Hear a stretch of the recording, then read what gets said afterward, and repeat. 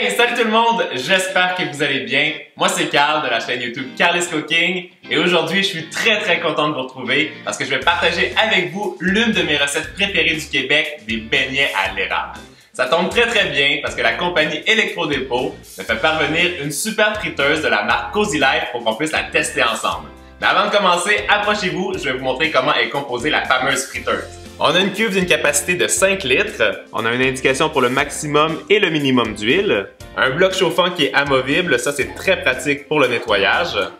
On a aussi un bouton pour régler la température à différents niveaux, bien sûr le panier pour faire frire les aliments, et bien sûr un couvercle pour éviter d'avoir des odeurs. Maintenant, on passe à la recette, vous allez voir c'est très simple, vous aurez besoin de 125 ml d'eau, 100 g de farine, 2 ou 3 œufs, ça va dépendre, 50 g de beurre, une pincée de sel, et pour le glaçage, 125 g de sucre glace et 70 g de sirop d'érable. Première étape, dans une casserole, je dépose le beurre, l'eau, la pincée de sel, je le dépose sur le feu à puissance élevée.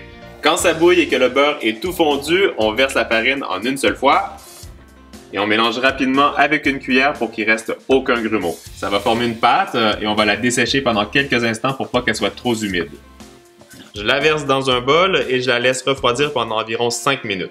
Quand elle a tiédi, je récupère un œuf et je l'ajoute à la pâte.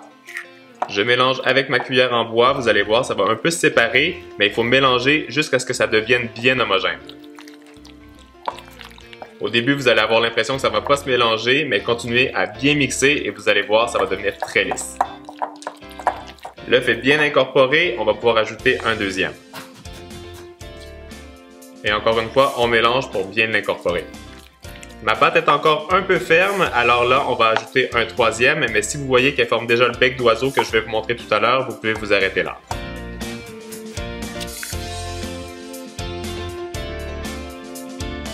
Là, vous voyez, la pâte est lisse, les œufs sont tous incorporés et ça forme, ça ici, le fameux bec d'oiseau. J'ai mis ma pâte à choux dans une poche à pâtisserie avec une douille dentelée pour donner la forme des donuts et on va pouvoir passer à la cuisson. J'ai rempli la cuve avec de l'huile végétale, je l'ai mis en marche et on va régler la température à 180 degrés Celsius. Et pendant que l'huile chauffe, on va mettre le couvercle. Vous allez savoir que votre huile a atteint la bonne température quand le témoin lumineux vert va s'éteindre. Je viens pocher ma pâte à choux sur un papier cuisson en forme de cercle pour donner la forme à mon donut.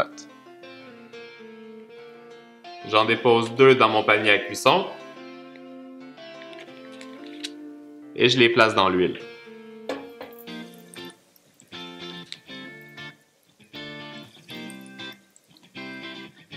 Après 30 secondes, on va être capable d'enlever les papiers cuisson et je remets le couvercle pour les laisser cuire en entier. Après 1 minute 30, je retourne les donuts et je les laisse cuire pour une autre minute 30 de l'autre côté. Quand les donuts sont bien cuits, je les prends avec une pince et je viens les déposer sur un papier absorbant pour enlever le surplus d'huile. Pendant que mes derniers beignets sont en train de cuire dans la friteuse, on va s'attaquer au glaçage à l'érable. Dans un moyen bol, je verse le sirop d'érable, le sucre glace et je mélange avec un fouet pour que ça devienne bien homogène et bien liquide. On veut que le glaçage soit quand même assez épais pour pas que ce soit trop liquide et que ça glace bien les donuts. Pour finir, on récupère nos donuts et on vient les glacer dans le glaçage à l'érable. Et là, c'est toute la gourmandise, regardez comme ça a l'air bon. Ça va être génial.